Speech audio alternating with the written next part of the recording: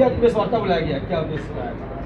देखिए, जिस तरह से उत्तर प्रदेश में अपराध बढ़ता जा रहा है और पुलिस जो है विद्वेष की भावना से कार्रवाई कर रही है। आज जनपद भदोही में हमारे पार्टी के विधायक हैं आदरणीय जाहिद बेग जी, कुछ दिन पूर्व उनके घर में एक बच्ची ने आत्महत्या कर ली और उन्होंने उस बच्ची को अपने घर रखा, पढ़ाया लिखाया, बड़ा किया और उल्टा उन्हीं के ऊपर मुकदमा पुलिस ने संज्ञान, जिसकी बच्ची है, जिसकी बेटी है, उसने कुछ नहीं लिखा और वो आज भी विधायक जी के पक्ष में है, कह रहे हैं हमारी बेटी के साथ विधायक जी बहुत अच्छा बर्ताव हो रहा, कुछ ऐसा गलत नहीं हुआ। लेकिन उसके बाद भी पुलिस ने स्वतः संज्ञान लेकर मुकदमा दर्ज कर लिया और उनको और उनकी पत्नी को नेम्ड FIR लिखा और उसके बाद उनके बेटे को उठा के पुलिस ले गई। लगातार 4-5 दिन से बेटा उन्हीं के पास है और लगातार पुलिस गलत बयानी कर रही है। मीडिया में उन्होंने कहा, जाने पे पूछने पे मीडिया वालों के सामने और जनता के बीच में उन्होंने कहा कि बच्चे को मैंने छोड़ दिया।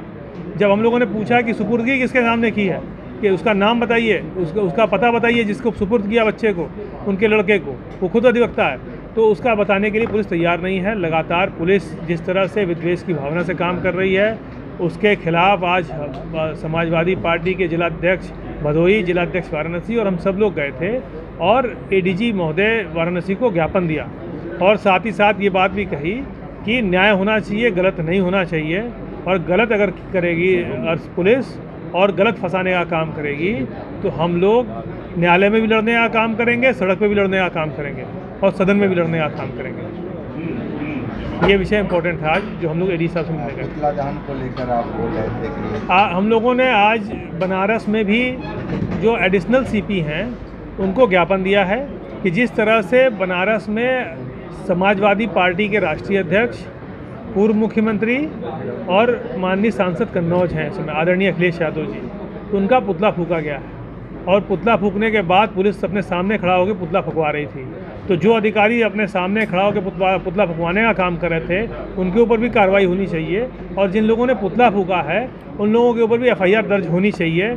इसको लेकर आज हम लोग पुलिस कमिश्नर से मिलने गए थे, एडिशनल पुलिस कमिश्नर से मुलाकात हुई थी। साथ ही साथ 2 विषय और थे, कोई और भी 3-4 विषय थे जो हमारे केस डायरी पुलिस कई जगह नहीं दे रही है। जो बड़ा गांव का मामला है उसमें कोतवाली के मामले में फर्जी फंसाने का प्रयास कर रही है, चौबेपुर के मामले में पुलिस कोई कार्रवाई नहीं कर रही है। इस तरह से कई ऐसे मामले हैं, जन समस्या और लगातार जो अपराध बनारस में बढ़ता जा रहा है उसको लेकर हम लोगों ने आज ज्ञापन देने का काम किया।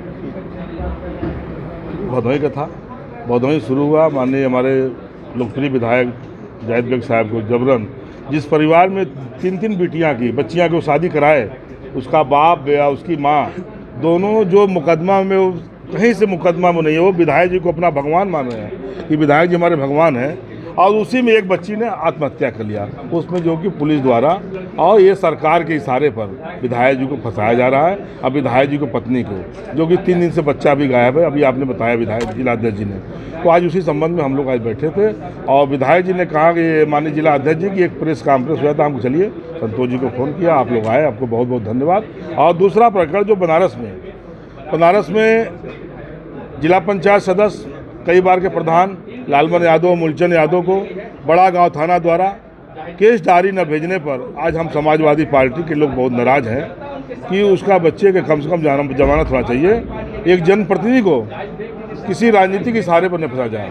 और तीसरा मामला, आप सिगरा थाने में देश के सबसे बड़ी तीसरी पार्टी जिसके नेता माननीय अखिलेश यादव जी को पुतला फूका गया, उस पुतला के विरोध में हम लोग, जो पुतला फूका है वो कार्यकर्ताओं भारतीय जनता पार्टी के लोगों पर मुकदमा होना चाहिए। ऐसा नहीं हुआ तो हम समाजवादी लोग भी इनसे अधिक 2 कदम बढ़ के कर सकते हैं। क्या मिला? अभी तो ही बोले कि मुकदमा कायम करेंगे और नहीं करेंगे तो देखिएगा, हम लोग के भी हाथ पर दही नहीं है, उसका जवाब दे सकते हैं।